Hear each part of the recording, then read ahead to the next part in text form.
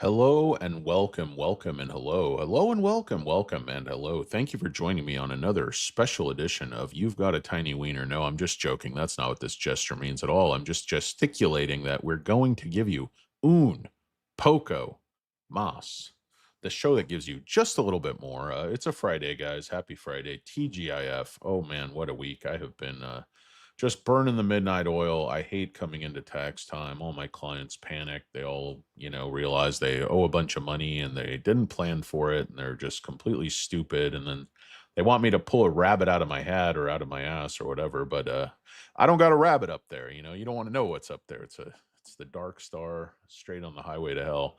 But anyway, guys, balloon knots aside, the hilarious drop they used to play all the time on the Howard Stern show of George Takei saying "balloon knot." It just cracked me the hell up. Balloon knot. George Takei has a hilarious voice. It's not Takai, it's Takei. Actually, if you know him from Star Trek, he's a fascinating guy. His family was interned in World War II, and he's real advocate for human rights and different stuff like that. Very intelligent guy. But anyway, that's neither here nor there. We're not here to talk about Sulu. We're here to talk about SoFi. SoFi. Oh my. Oh my. Anyway, guys, it's Un Poco Mas. You know what it is, or else you wouldn't be here. The two of you that like to listen to this bullshit. What do they call me? I don't know. They call me Little Danny Cornbread DeCarlo because I'm moist, I'm doughy, I crumble under pressure. They call me the tugboat. I'm short in stature, pull more than my own weight, and I'm rarely far from my home port. Of course, they call me Stubby Cohiba due to an unfortunate manscaping accident I had with a Vitamix blender back in 1979 just outside of Miami, Florida. And little note for you kids, do not try to trim your pubes with a 30,000 RPM spinning stainless steel blade, or you too could end up with a nickname, Stubby Cohiba. Of course, they call me DJ Patchy Drizzle because I know how to throw a wet blanket over any party and make sure nobody's getting laid, but everybody's getting home safe and not pregnant. They call me MC Al Dente. They call me Stock Karen. They call me Hurricane Lopez because I look funny when I'm playing tennis and spinning around. It's a flabalanche. And if you are formal, if you want to just do everything in a suit and tie, you can call me by my Christian name, which of course is Tabasco Rojas.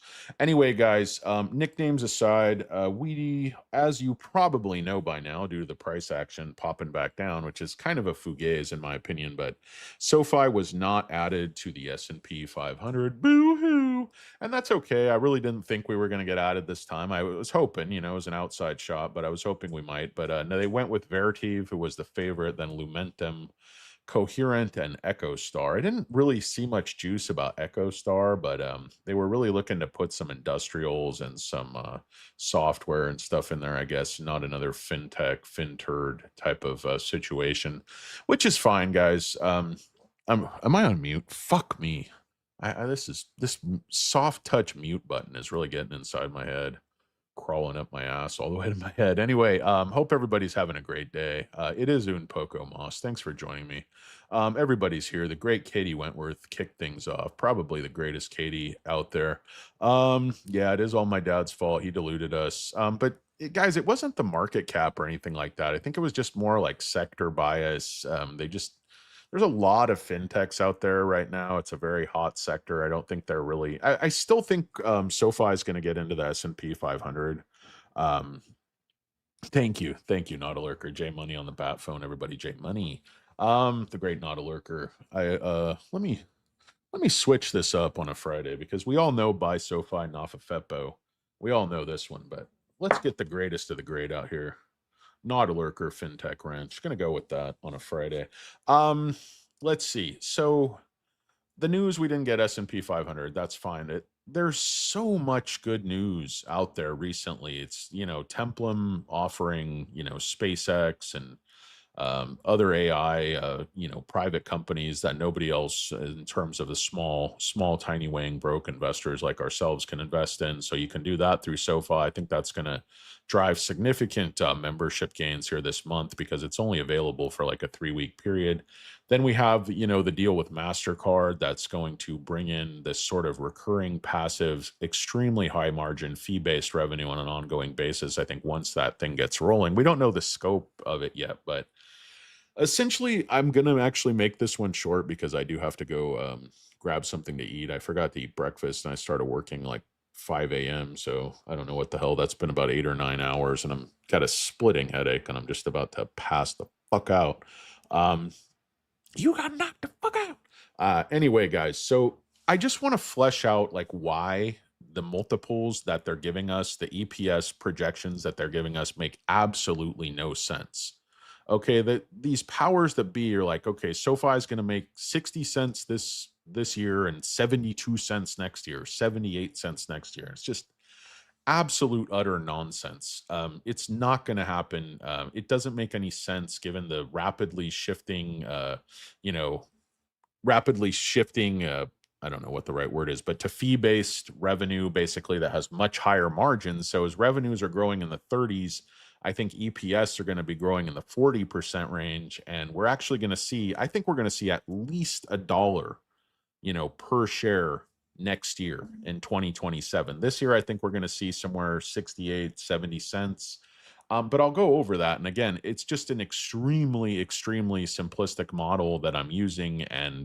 But it makes a whole hell of it makes so much sense. It's a little bit hard to refute because you have to get down to like the level of a 3-year-old and count with your fingers. And if you guys can explain why I'm wrong on this, please do. I encourage dissent, much like the lady in what was that, Kill Bill Volume 3 or whatever, where she, I encourage you from time to time to disagree with me, but just don't bring up my mixed race heritage or anything like that, or I'm gonna chop your fucking head off like I did with this motherfucker right here.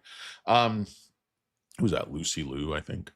She was really good in that role. But anyway, that's neither here nor there, guys. So another thing I just want to point out is that this price action, I think, is a little fugazi. They were holding the stock pre-market. I guess that was last Monday or this past Monday at 17 bucks. And then you see over the course of the day, pops up and closes, right here about 1850. They drop it down pre-market 1770, and then it pops all the way up to 19, but lo and behold, closes at 1850. And then it's 1850 algo held all the way through most of the pre-market, and then it goes kind of nutty on some news, and then during the day drags all the way back down, just sold it off, faded it hard. They only got it to, I think, about 1868 or whatever that is. I'm just eyeballing it. But then over the course of pre-market, dragging down as hard as they can, they drag it all the way back to 1850, pops up to like 1950, does this whole dipsy do, tiny wing tango, closes at 1920. What happens pre-market overnight? Drag it all the way back down 1850. They've actually popped it down to 1830 at the open, pops back up, comes down, closes wherever we close today, about 1890. And then lo and behold, on the quote unquote bad news, which isn't really bad news in my opinion, it's just kind of the way life is, stock drops all the way back down to 1850, and then it's algo held at 8. So all I can say is somebody wants to accumulate these shares right here, right now at 1850. And that somebody wants you to sell your shares right here, right now at 1850. I don't think, it's also options and all kinds of other stuff going on in there. But again, I'm a simple caveman like Don Robinson for the San Francisco Giants. Um, so I use very simple logic, and I try to keep out things that are too complicated and kind of muddy the waters, if you will. Um, that's just the way I like to approach stocks, because I think one of the things that sort of the intelligentsia class like to do is make, simple issues extremely complicated and pretend that we can't understand them and pretend that we can't put together a valuation. Now, you'll see when I show you my caveman math, I'm not like an intellectual guy. I'm a hammer swinger. I'm very simple. It's not, I don't know how to do spreadsheets and graphs and print stuff out. Couldn't get my printer to work for the life of me. Like if you said, I'll give you $1,000,000 if you get that inkjet to print, the chances I could do it would be absolutely zero, because it would give me an error message and then it would jam and then I would just smash it. Danny smash. Danny mad. But anyway, so you'll see when I go over this, I just like scratched it out and chicken scratch on the back of a napkin or whatever. And then I'm going to give you a couple of models here, but I think when I explain it, it's going to make just a whole hell of a lot of sense. Um, and that's basically what I wanted to do, is assert for the crowd that SoFi, I think minimum in 2027 is going to make $1, and I think it's not out of the realm of possibility that they could make $1.26.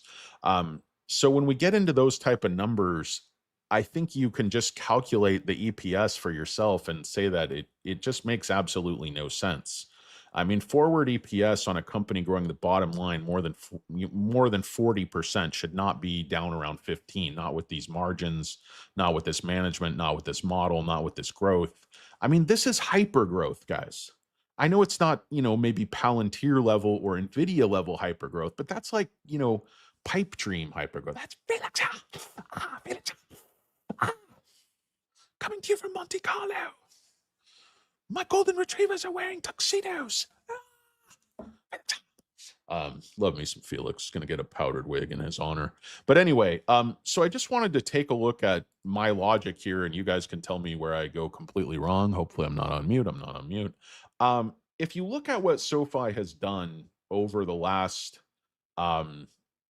4 quarters, say, let's go back to Q1. They made 770 million or revenues and 71 million in profit, GAAP net profit.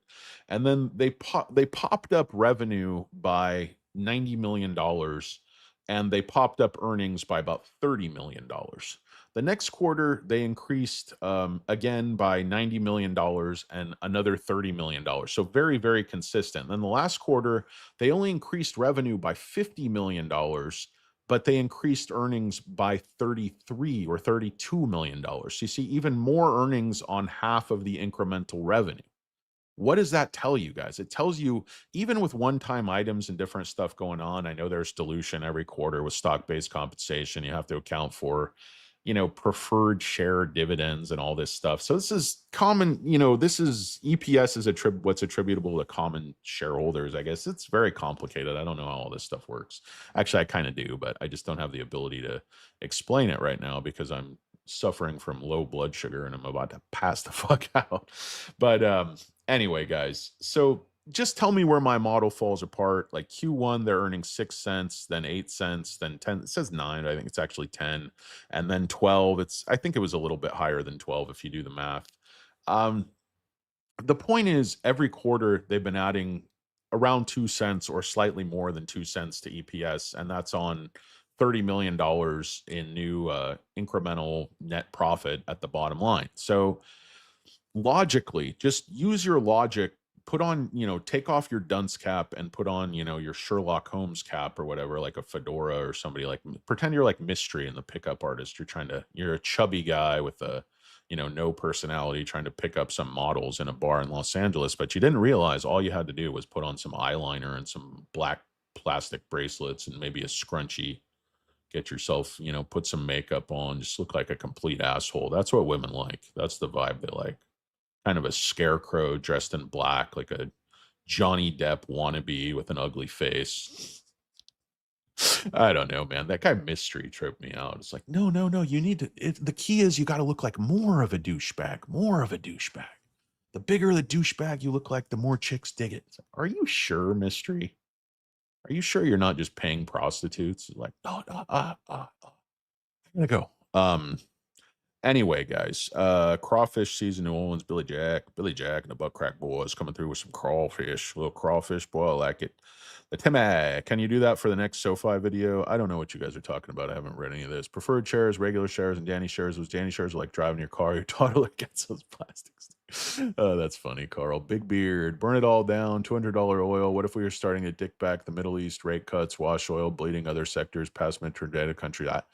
I don't think the whole world's going to end, guys. I think people are going to pull back from the brink. I don't really understand this war. I got to tell you. I mean, Israel really pushed us into this thing. They were like, "Hey, we're going to strike anyway." I don't think Iran. Like, I was listening to Trump today, and he's like, "If we didn't strike them a few months ago and degrade their nuclear program, they would have a nuclear weapon in 4 weeks." It's like, dude, that's not the assessment of anybody. I mean, I'm sorry, but just talking completely out of his ass. And Iran was not actively building a nuclear weapon. They weren't anywhere as close to having any type of ICBMs that could threaten the United States. And true, they could shoot at, military bases and our allies in the region, but basically the proxy war and stuff was all with Israel. So it doesn't really make that much sense to me, given Trump's like campaigning on America first and no foreign wars and no preemptive wars and no regime change wars and stuff. And then, you get in there and then Bibi Netanyahu comes over and just browbeats and manipulates you into doing the exact opposite. He could have, I guess, put his foot, but and then the Iranian foreign minister is like, well, do you want to talk about a ceasefire? So him being interviewed today, he's like, we're not asking for a ceasefire. We don't want a ceasefire because, I know they're bullshit negotiators and they're lying and they're just trying to buy time. I'm not saying the Iranian regime is a good actor by any stretch. Don't get me wrong, but I mean, the bottom line, he's saying, well, we've negotiated with you twice, and what you do is you use negotiations to as a ruse to get us to into a false sense of security, and then you just bomb the living shit out of us and assassinate our, supreme leader and all that stuff. So why would we want to go back to the table for a third time? It's like if we go to Vienna for negotiations, you're probably going to bomb, the negotiating room in Vienna before you guys get there. So that's kind of their logic is like, well, how can we keep negotiating with you guys when we get, into these protracted negotiations? So I just don't know. I don't know who's making this foreign policy. I look at like Pete Hegseth up there, talking about this like submarine strike on this sort of oh, they weren't even hiding like this destroyer that was carrying the Iranian band back from some exercises in India with the United States was also participating in. Very, very strange. And then they didn't try to rescue any of the people as you're required to, not only under the Geneva Conventions, but also under, the Navy code of laws, basically. And they just left. So it's technically a war crime. I mean, not technically, it is a war crime. You definitely have to try to rescue the people that are shipwrecked, but they didn't do that. So it's a new set of rules. Like Pete Hegseth is saying, hey, we don't want to abide by any of this politically correct stuff, like not trying to kill civilians and trying to, the Geneva Conventions. We're not really going to be held to the Geneva Conventions, though we are a signatory. We're not, don't recognize the ICC, the International Criminal Court, which I probably think that's a good thing because some of those folks on there would probably, have us all put in jail. There's like a lot of anti-Israel sentiment in many nations. Of course, like, South Africa is one that always puts the resolutions forward to try to, you know, prosecute Israeli officials and different stuff, and Americans, I think, not to a lesser extent. But I don't know, guys. I'm rambling. I don't really know what I'm talking about. But just for me, I don't see why we're in this war. They're like, oh, it's going to take a week, and then it's going to take 4 weeks. You, you don't topple this regime in a matter of weeks. It just when you cut the head off, there's a million little babies who come out, and it just you have the same mentality in the regime, but then you just have chaos. So I guess the negotiations weren't working. They weren't going anywhere. They didn't feel, that they were viable. I don't know if we felt that way or just Israel was done waiting, and Israel, saw the opportunity to lull them again into one place, make them think negotiations were ongoing, and then cut the head off the snake, I guess. But that's what happened. That's where we are. So we have to make the best of it. But does that mean the entire economy is going to fall apart? It's going to be very tough if oil and gas kind of double the middle and lower middle class and stuff, the working people, the blue collar people. That's just going to absolutely crush them. And they're already, falling behind on their bills and stuff. So, the White House is sort of freaking out, trying to find a way to mitigate this gas prices down. And they asked Trump, it's like, well, what would you say to people who are going to get hit by these high guns? He's like, hey, if they go up, they go up. It's just the way it is. So I don't know. I don't know. I don't really find this war to comport with the notion of America first. It really kind of, in my mind, puts America last. But I'm not a big, hawkish guy. I don't really believe in so much foreign intervention and foreign wars and having American sons and daughters die for Israeli interests. But at the same time, I do believe in Israel's right to defend themselves, and that Iran has been waging a proxy war against Israel for decades and decades and decades. And, the regime has committed countless acts of terrorism and financed and supported so much terrorism. They just murder scores of their own civilians. There's no human rights. There's no women's rights. They use, rape rooms. They murder, people that they take away, protesters and stuff, and they won't give the bodies back to their families. They say it's just the regime is just absolutely horrific, absolutely horrible. So another part of me is just like, if I don't think with my head, if I think with my heart, I'm glad to see them dead. I'm glad to see these guys dead because they're fucking evil people. I'm not really big on theocracy. I like to be governed by sort of logical stuff, not somebody's connection to what God is telling them, whatever that happens to be. But anyway, guys, I digress. Apologies. I don't really like to, talk politics on this channel, but it kind of gets, it's kind of so in your face and front and center with the economy and the markets and everything else that it's very hard to avoid. But anyway, Big Beard, how do you feel about it, good sir? Um, Anybody else actually got a comment? The great Matt Anton is here. He's a guy I've seen a couple of times. It's more beneficial for SoFi to get included when the market cap is higher, sets the floor. That's a fair point, Matt. I think it is a little bit early, honestly, because they're barely making any money. I mean, 12, 13 cents a share right now. The, gap net profit last quarter was 163. All of last year, they made less than $500 million. So while the market cap is certainly significant, a lot of companies have got in with less market cap. I'm not mad at this. There's so much good news coming out, everything moving in the right direction, crazy numbers, crazy trends, members, deposits, everything else. And then, all this new stuff coming online with the stablecoin payments, remittances. None of this stuff, in my opinion, is baked into the estimates, or at least baked into the extent that they should be. Um, yeah, no, I have no budget. Believe it or not, I have plenty of budget. It's just I don't know how to make a graph from a Excel. I'm sure I could figure it out using like AI and stuff, but what the fuck? What do I care? Fuck you guys. DP Hollaback, love me some Danny deals on a Friday. Thank you, sir. I appreciate it. I appreciate it.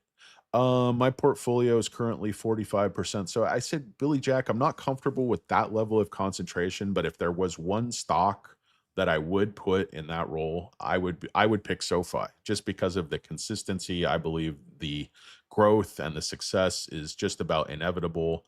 And so that's why I'm not endorsing that course of action, but I still think you're going to win in the end with it. I mean, but it's a lot of risk. They could find, Noto or LaPointe or Jeremy Rochelle with a dead hooker in their trunk, and then all bets are off. Probably go down right back to 1850.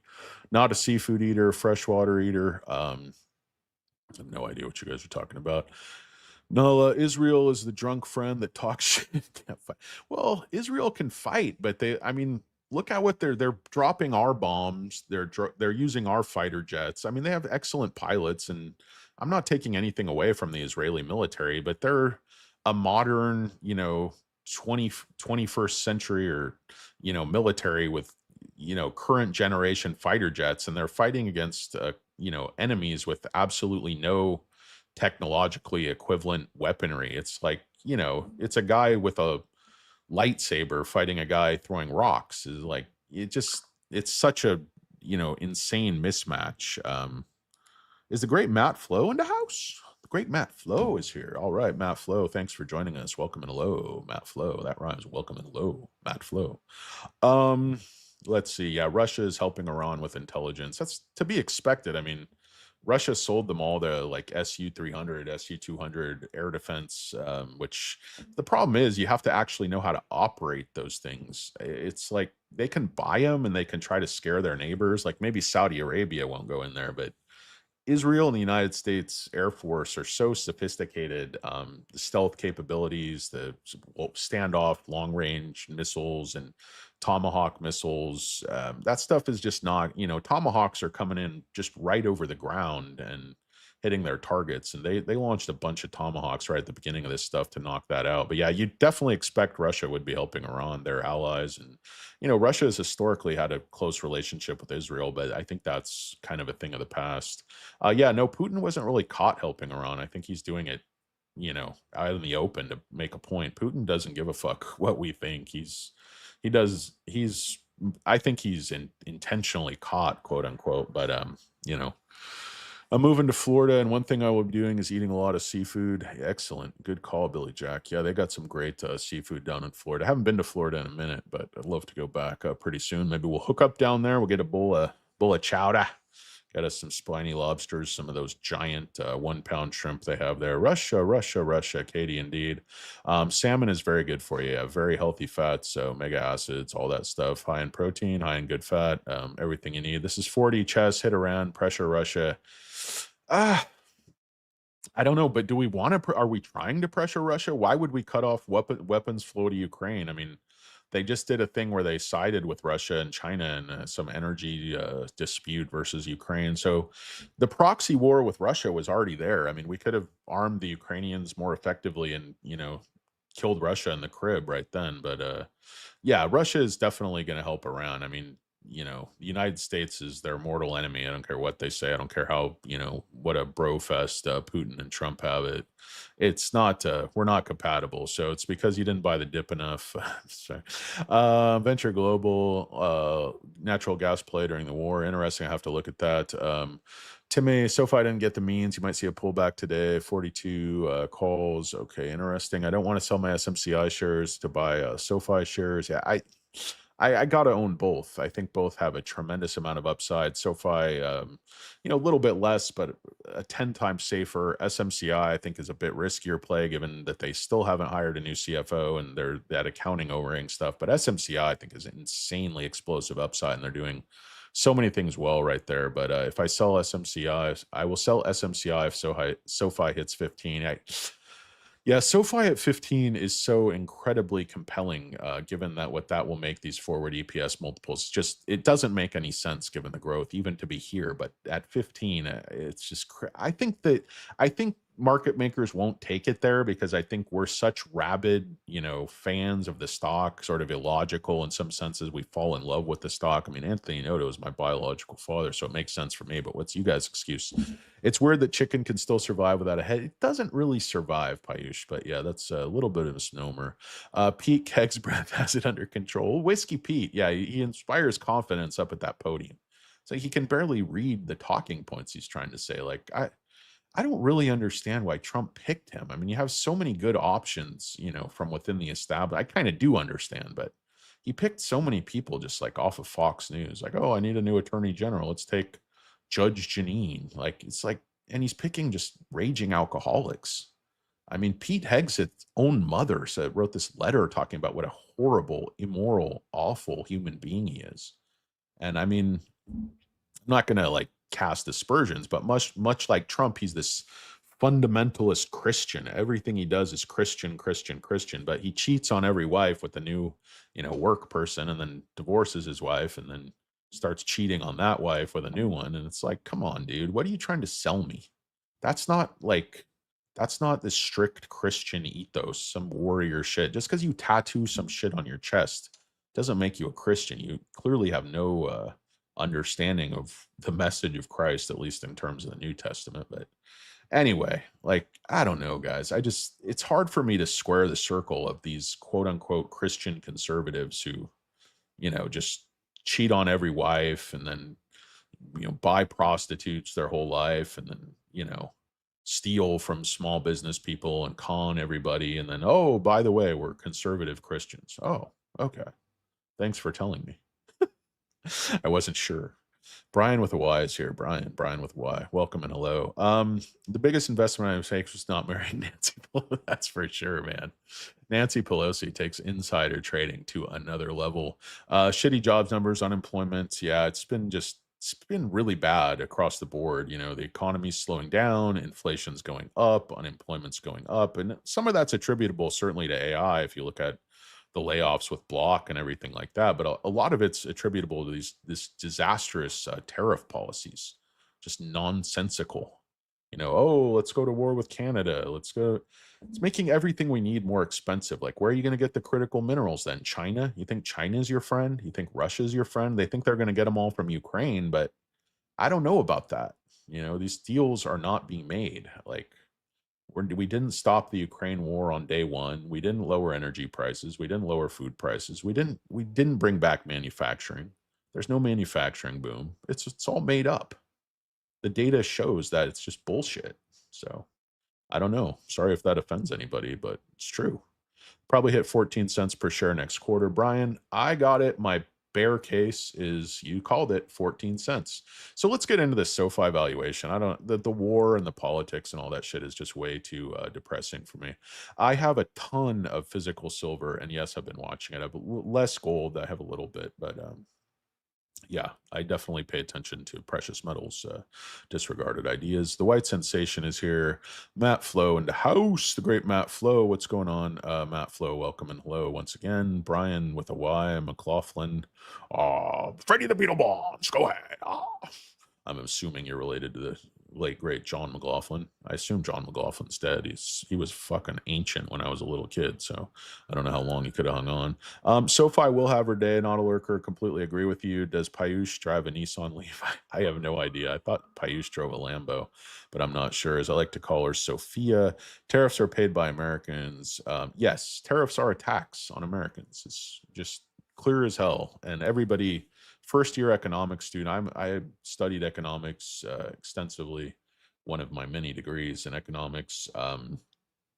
And yeah, tariffs make the protectionist trade policies in the day we live in, the industries, how the world works, makes absolutely no sense. Now, on certain levels, yes, as a lever, as leverage to get, our NATO allies and stuff to pay their fair share and get off their asses and stop free riding. Some of this stuff does make sense, but some of it doesn't. Like completely, cutting off Canada. That was some Trump has like personal animus against Canada and the prime minister and stuff. So he's basically just harming our country kind of with like his personal stuff, which I don't know. I don't think that's the job, but I was hopeful. I was very hopeful this was going to be kind of a different administration, but it's like, and then also just this like deportation thing where I'm completely for the stuff he campaigned on, like secure border, no more of this open border stuff, get rid of the hardcore gang members, the murderers, the criminals.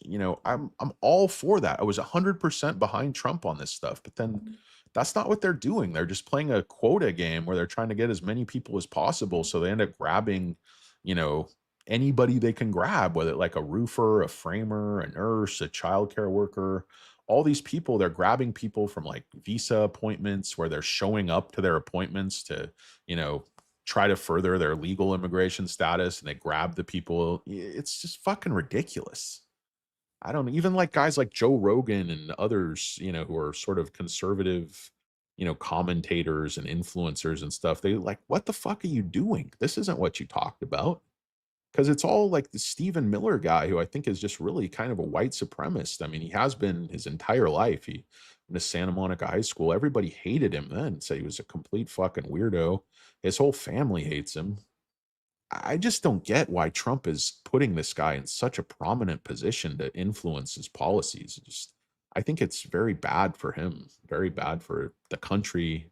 I don't know. He fired Christy Nome because she was just grossly incompetent and essentially pilfering the treasury. She pays $220 million in these vanity ads she did. And then you go and find out they gave $143 million of it to a company that was only created 8 days before the contract was issued, and it was a no bid contract, which is illegal. It's completely illegal. And then you find out that a bunch of the money went to her associates, and then she's having an affair with this Corey Lewandowski, and they're getting this, buying, a sex jet for $90 million with like a luxury suite bedroom in the back.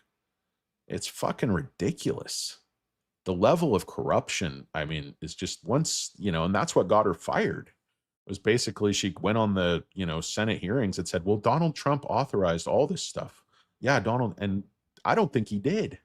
I don't think Trump knew that she was giving, all that money to her friends, like a husband of her former whatever. It's all so corrupt what she was doing, like right out in the open. And I don't think, I think Trump had just had enough. Like, I didn't sign off on this. Psychopath. I think Corey signed off on it while he was getting his crank polished. Have her husband right behind her, and all the congressmen are just asking her directly, "Hey, did you have sex with Corey Lewandowski?" Like, because everybody's like, there's tons of evidence that you two are engaging in an affair, and he's a special government employee. He has this complete influence over the Department of Homeland Security without any confirmation, and you know, it's just it's unreal what's going on in this some of these areas, but I don't know.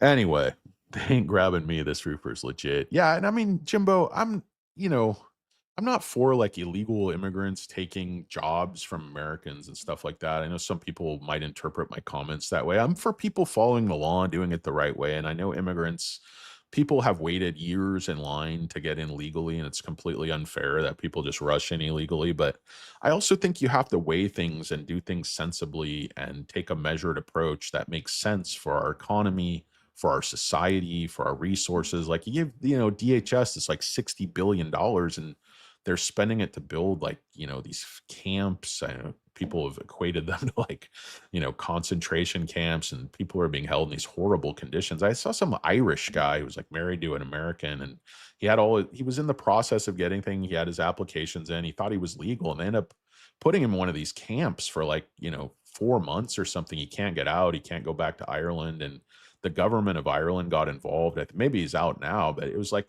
he was describing the conditions that he's being held in. It's like solitary. It makes you want to commit suicide basically there. And he's like, I'm a law abiding person. He was like a business owner. I think he owned a construction company or something. And I think he thought he was legal and may have even been legal. But it's just nutty, guys. It's just nutty. Um, anyway, yeah, Jimbo, we know you're legal, buddy. Jimbo is not Jimbo is not an immigrant name, but anyway, which drug stock did you say that you like? Which drug stock? I love IOVA as a penny stock right now, but I own other, pharma stocks. I own Veritex, I own CRISPR, I own plenty of others. I own like 150 stocks or something, guys. It's only big deal because Trump, look at the Obama. Yeah, no, I know. Obama deported more people than anybody, more than Trump, more than Bush, more than all, because Obama's administration was running a little bit more like a well-oiled machine. But yeah, Obama was like the king of deportations. I have absolutely nothing against the policy of, enforcing the law, but I think you do it in a little bit of a humane, common sense way. But yeah, there could be it could just be a bias where it's an anti sort of conservative bias. I guess perhaps that's at play in my head, but I don't really think so, because I think honestly, on balance, I'm a very conservative person, more on the libertarian side. But um anyway, guys, I think people, as long as they don't harm other people, should be, free and happy and be able to make their own decisions, live their lives. It's kind of where I come from. But again, nobody elected me to a goddamn thing, and they elected Trump twice, so he gets to make the policy. To the victor go the spoils. But I just think he would serve himself better by getting some of these people, particularly Stephen Miller, at arm's length, because I don't think the history books are going to judge some of this stuff kindly. But we'll see. I root for the administration because I'm an American, and what they do has such a dramatic effect on the American people. So I have to root for their success in terms of making the nation a better place. But I'm not seeing that right now. I don't think it's making America, might be making America safer, might be bringing crime down. I mean, you saw the Angel families at the hearing who lost loved ones to murders by illegal aliens and stuff like that. But if you look at honest statistics, like, immigrants commit crimes at lower rates than native born people. But it's kind of easy to sensationalize, okay, this, illegal immigrant like raped and murdered and all this stuff. And then how do you counter? Like, yeah, that's fucking awful.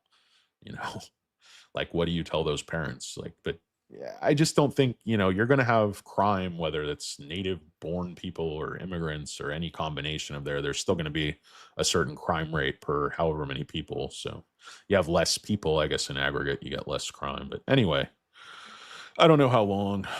Yeah, Democrats are involved in so much shenanigans and so much fraud at the financial level, is union level, child care, health care fraud, Medicare fraud. It's just endless. Mortgage fraud. It's like, believe me, I'm not saying Democrats aren't corrupt. I think the whole system is completely corrupt. But you know, I don't know. It's a little bit over my pay grade, as they say. Fuck that shit. They missed the first court date. Get them the fuck out. I miss court. Straight to prison for Jimbo. They're not gonna throw you in prison. What'd you do? Get a speeding ticket, Jimbo? Um, I don't know. Yeah. Again, I guess it's all from your point of view. It's like what they did. I don't know. It's a lot of people that are being deported. I think like more than half have zero criminal record whatsoever.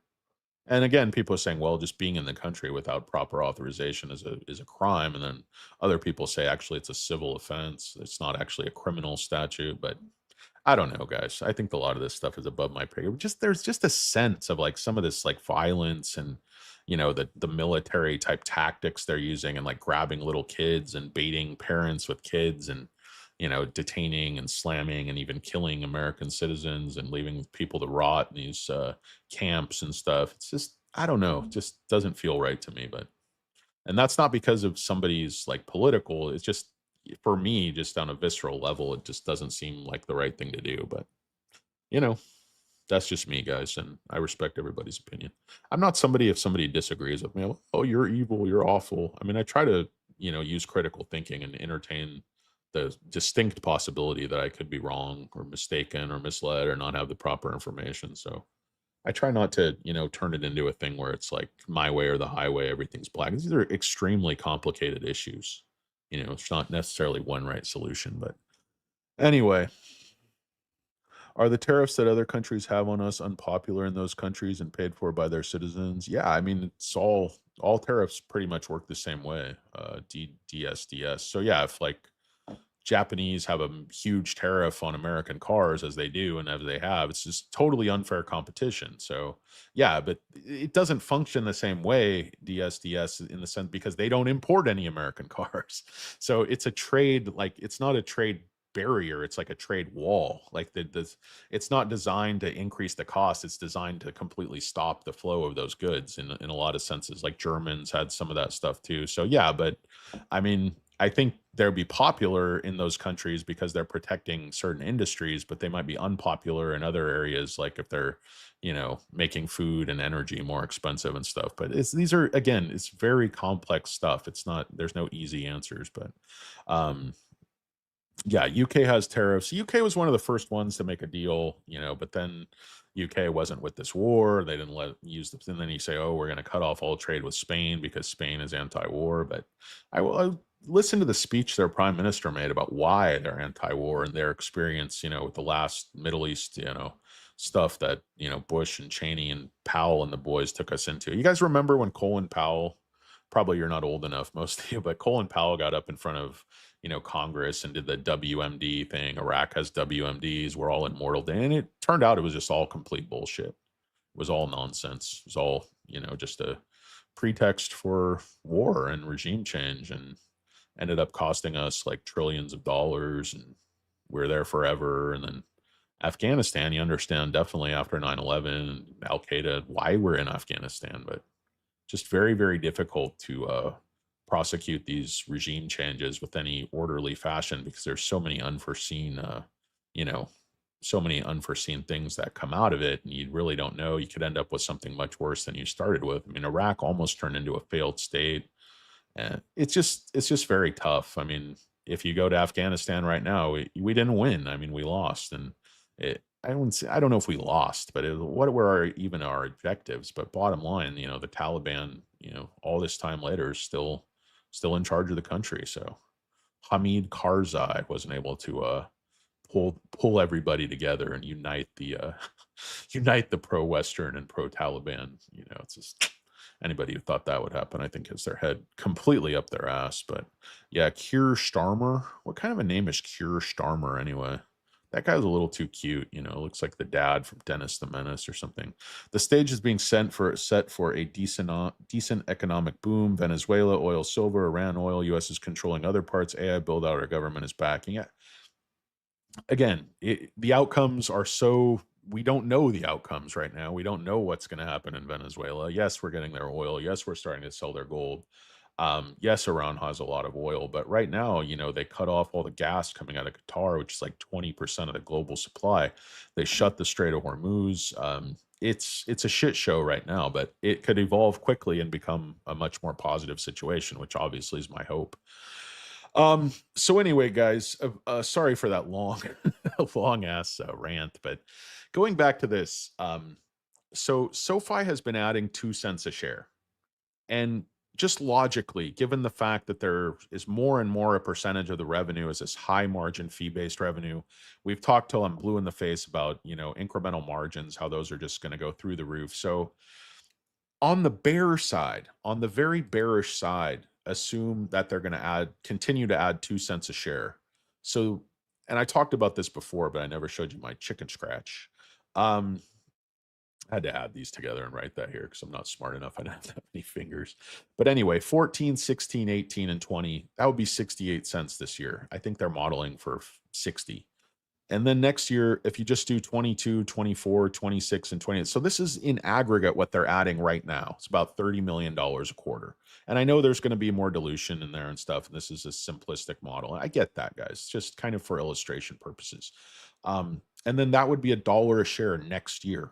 So at 1850, you got EPS multiple of 1850 while growing, the bottom line at 40%. Now, this growth at 2 cents, if it doesn't speed up, which I think is just foolish to think, because obviously, all the new members, all the new products, the increased cross-selling, these increased business lines, new business lines, the loan platform taking off. Of course, this is assuming the economy doesn't just go into like a full-blown recession. We all get our nuts clipped like the florist did with Ben Affleck's mom. She doped up real good, real easy. Oh, thanks.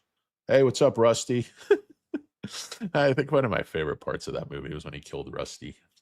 But anyway, Rusty seemed like a real piece of shit. I know where your girlfriend lives. I know. What do you think? You're the only guy in Charleston with a gun? Mr. 6 inches there. Rusty, Mr. 3 inches, little tiny wang all-star, fat turd. Anyway, wasn't a huge fan of Rusty. I like the Jeremy. What's that guy's name? Not Jeremy Piven, but Jeremy Renner. The guy who ran over himself with a snowplow, saving his nephew or whatever. He was really good in that movie. He's like, we're gonna go hurt some people. You can never say anything about it again. You got a problem with that? He's like, you got any questions? He's like, whose car are we taking? And then, of course, he overdoes it, just bashes the guy with a sledgehammer. What'd you do to piss off my friend?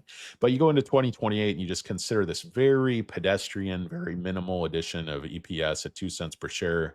You get a 30, 32, 34, and 36, and that brings you to $1.32 per share in 2028.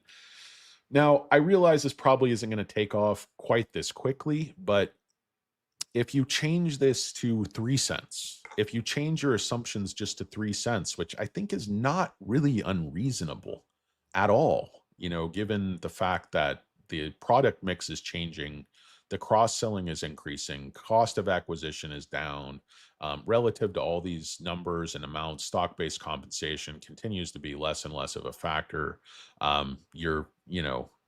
Your fixed costs are obviously dispersed over a wider, revenue and earnings range. And then there's just all the trends are in the right direction. You're funding the entire company now, all the loans through deposits. The net interest margins continue to be stellar. The charge-offs continue to be low, but I don't know how long that's going to last. I think there will be pressure in that sense, but this was wrong. The 30 million is 2 cents. So try to kind of disregard that, but it would be, closer to 40 million, 42 million, something like that to get to 3 cents. But they're already just did 33 million last quarter on only 50 billion or only 50 million in additional revenue. Is that right? Did I say that right? It was like 50 million revenue added. Let me make sure I'm getting this right. So yeah, they went 50 million in new revenue and added 33 million to the bottom line. So I know the incremental margin is not that high, like 70%. There was some other, math in there, but just tell me where this completely falls off the wagon and is just ridiculous, because I don't think it is. If they add 3 cents, they get to 15, 18, 21, 24. That's 78 cents this year. Now, it probably won't be quite that high. I mean, my bull case is more something like 75, 74. But my bear case is like 65. I think they're really going to do it. I mean, this quarter is almost over, and SoFi's loan book and stuff is not falling apart. And I don't think any of these other businesses are going to fall apart, but it's going to take a while to ramp up remittance, stablecoin. I don't think it's going to be a major factor this year, but by 2027, I think it will be. And then you continue to add 3 cents, you get 27, 30, 33, 36, gives you $1.26. Look at what that multiple would start to look like, guys, with the forward EPS. It starts to look absurdly low, growing the bottom line over, as you see over here, 40%. I wrote in a different pen. I don't even know. I just use one piece of paper and just keep writing all over it. But 2028, if you continue to add 3 cents, you get 39, 42, 45, 48, which brings you to $1.74. And I think a lot of analysts are just modeling for like $1 in 2028, which I think is just absolutely ridiculous. I think, well, if you're modeling for a recession, it's not. If you're modeling for a complete economic collapse, it seems entirely reasonable. But anyway, you can tell me where this completely falls apart. That's my, 3 cents, they make $1.26 next year. 2 cents, they make $1 next year. And I think this is honestly a fairly bare case. You know, I think modeling for 70 cents next year is just ridiculous. You have to assume, that the business just completely falls apart. Where do you see that in the trends? You see the business just completely crushing it, firing on all cylinders. Management is called for 30s, 30% top line growth plus. I think it should be more like 35 over the next, 3 years CAGR. And then they've said we're going to go the bottom line at 40% plus over the next several years. So I think my math is very conservative and very cavemanish and stuff like that. But anyway, I used to have a friend in school when I was a little kid named Manish. Good dude. I think he went back and went back to India when he was 16 and went to medical school, and he was like a medical doctor by the time he was 20. Very intelligent guy. Um, what would the EPS growth rate? Well, Brian, because I'm just using that constant figure of 2 cents, the growth rate would start to slow down, you know, every single quarter because 2 cents is less as a proportion of the revenue and the earnings and stuff. But you can see, for instance, if you go from $1 to $1.32, that's obviously a 32% growth rate at the bottom line when management's telling you it's going to be at least 40, so you got to do the math, the I'm not going to try to calculate it in my head. I could. I'm really good at that, but anyway, guys, yeah, so bad news. Didn't get the S&P 500, and that's the way things go, though. It's not. I don't think it's the end of the world at all. I still think we have a tremendous amount of good news, and they're still algo holding this thing right at 1850, which they've been doing for the last week. So the sky is not falling. In my opinion, they're selling you a stock worth $37 a share right now at half price. Exactly half price, because my target on the stock is 37 and 1850 is half of 37, right? Am I right? Am I right? Am I right? Um, and I just think they're selling you a bill of goods. I think they want you to sell here. They don't want you to buy here. I think they're accumulating here. And I think, all the evidence shows that because fund sentiment score is still 88. And anybody who's any like HSBC, this is the only new filing. They increased their share count by 14%. They don't have a huge position. Average cost $26. You see several new positions opening up, relatively small positions. Tulsa Wealth Advisors coming in for 7,600 shares. Well, yeehaw. What are these market makers? Reflection Asset Management picking up 1,000 shares. How do you have time to, if you're an asset manager, to $28,000 position? Get some wherewithal, get some backbone, grow a pair and buy some shares. Grow a pair, buy a share. Anyway, guys, what's the Tim Sweeney effect? I like Tim Sweeney, but I haven't seen his more recent stuff. I know they hired data-driven investing at SoFi, which I think was an outstanding move. Can take this Sweeney effect as well. Sky not falling. What is the Sweeney effect, guys? I'm not familiar with that. I'm sorry. I think a 50 PE would be reasonable. I mean, Brian, with the growth, yeah. I mean, look at what they're giving to I know they're not growing like Palantir, and I know the margins aren't like Palantir. Watch what happens over a period of time as you get to if the incremental margins are like 60, then they're just at a different level on the curve, the growth curve. Than Palantir starts right out with massive margins. Everything they do is massive margins. Nvidia, same thing. But SoFi, they had to build the foundation to get to a place like that. Anyway, still not on mute. Still not on mute. I think somebody would have told me something. Anyway, yeah, I'm going to have to look up this Tim Sweeney effect because Tim Sweeney, you can tell when I've seen him on, I guess, the Canadian FinTech Mafia. He's a very smart guy. Very smart guy. Makes old cornbread look like the short bus all-star that he is. Guys, apologies. I'm getting sick. I'm losing my voice. I'm about to pass out due to hunger pains and a headache and just general malaise, general fatness, chunkiness. Just kind of losing my will to live here today. Yeah, I mean, I've been accumulating Microsoft down under 400 pretty rapidly. I sold some shares up around 550 when it had that huge earnings pop, and I've been flipping them back down. Google's a great buy here as well. What's up, Ghost? How you doing? There he is. There's my man, my favorite shirtless viewer, the Ghost. Um, so he looks like he's in shape, but not that good of shapes. Like, kind of prison shape, like one of those extras in like a prison movie you just don't want to fuck around with. Guy could easily get a mohawk and get in the squared circle face off. What were those two dudes who were they were supposed to be brothers from like parts unknown? One was Hawk, I think. Like one had a mohawk and one had a reverse mohawk. Can't remember their names. They both wore black tights. Can't even remember my professional wrestling.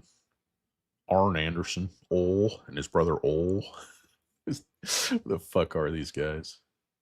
Oh my god. Yeah, you look like you'd be like Arn Anderson's brother. Long lost brother. Gar. This is my brother Ole. This is my brother. This is my brother. What the fuck? What were those guys called? I know it was not the Ultimate Warrior.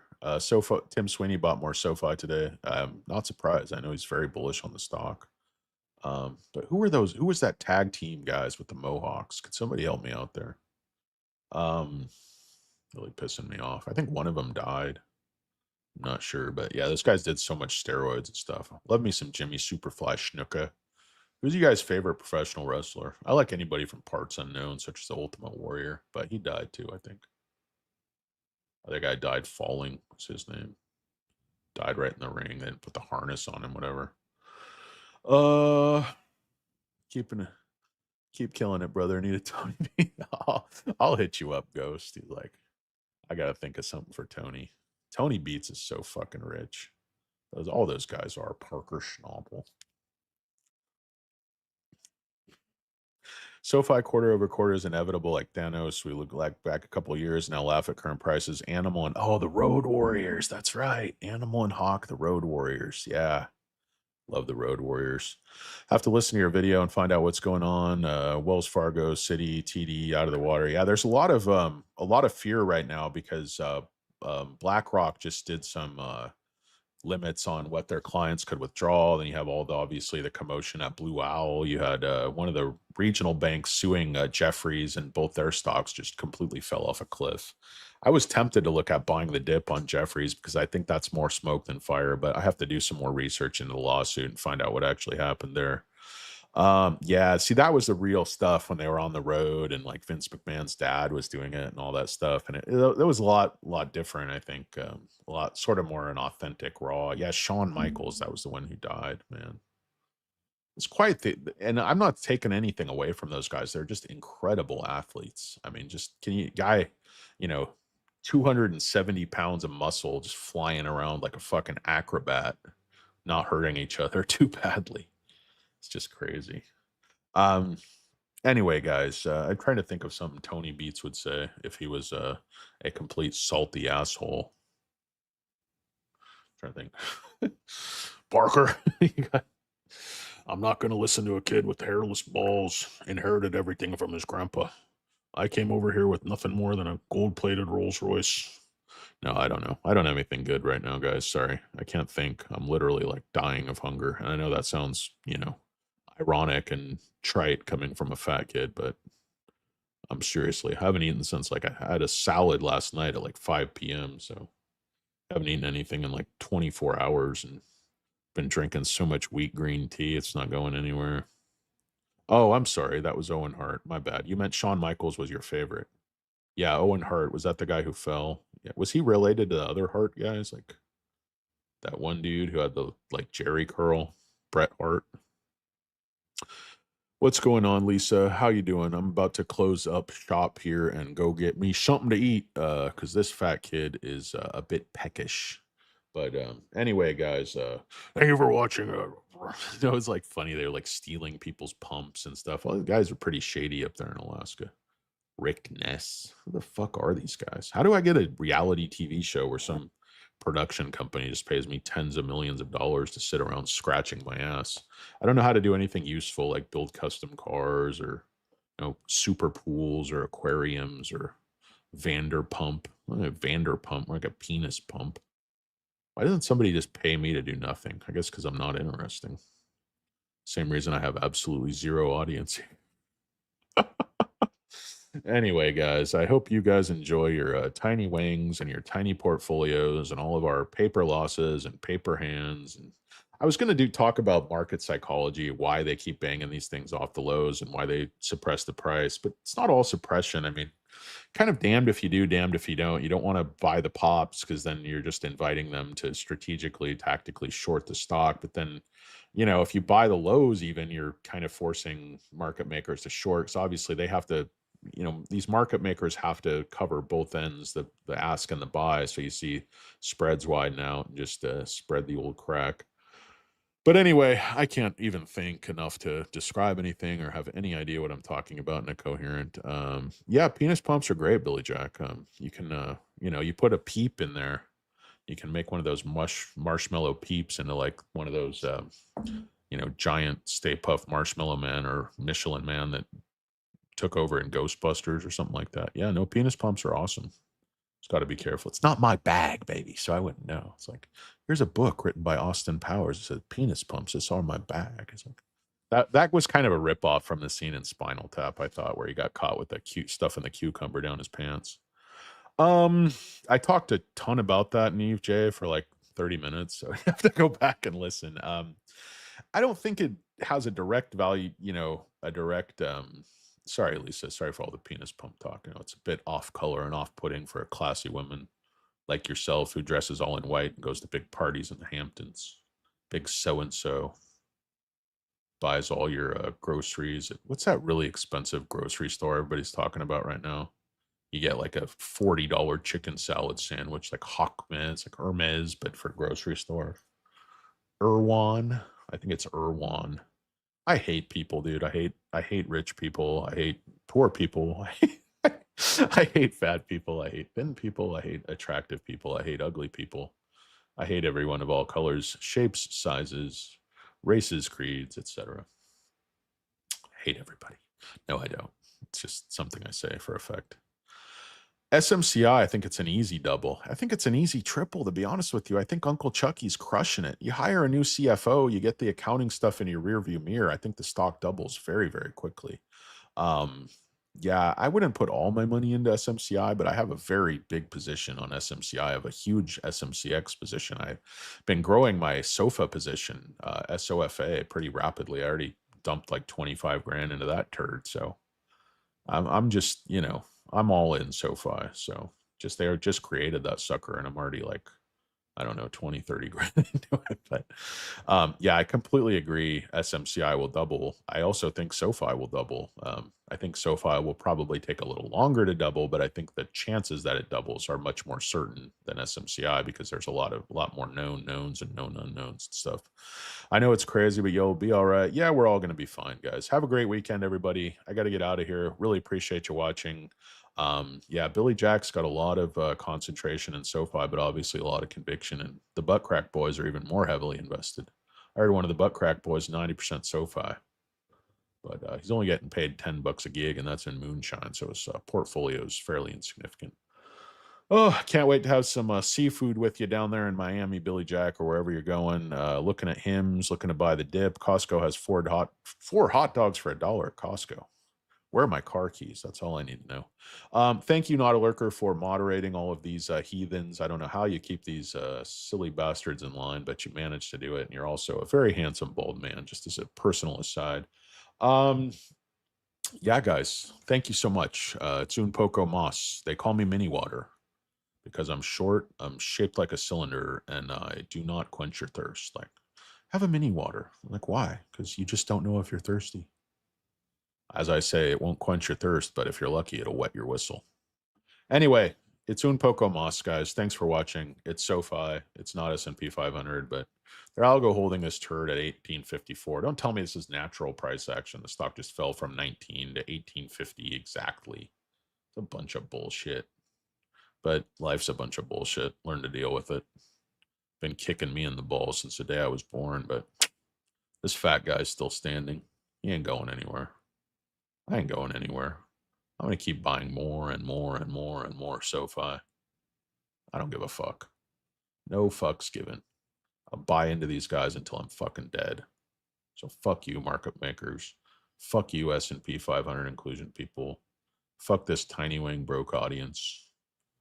Fuck all y'all.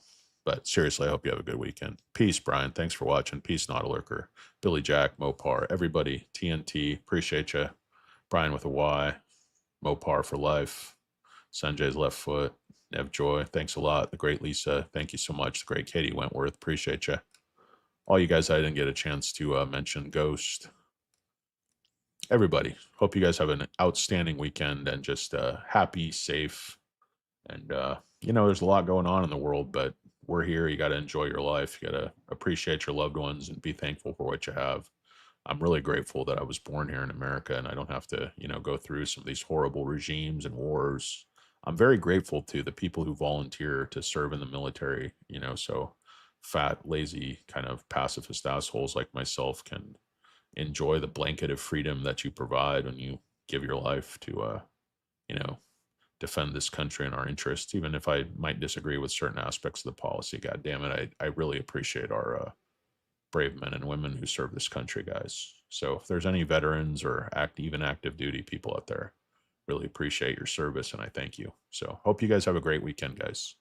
I was thinking about doing a Danny Oki. I had a very special request from a viewer I've been corresponding with online who lost his wife recently. He's kind of really down. I don't see him here in the comments very often, maybe once or twice, honestly, the whole time. He's basically a lurker, but he requested a Danny Oki. That's kind of hard not to do in honor of his wife, but I'll see if my voice is going really bad. But if I can get some lunch, maybe I'll come back with a quick Danny Oki. I actually love the song he requested. I've never tried to sing it, but I'm a horrible singer. But I used to sing in my comedy act, so some of you guys know that. And anyway, thank you guys. Thank you so much. Hope you have a great weekend. Really appreciate you. Peace. I'm out.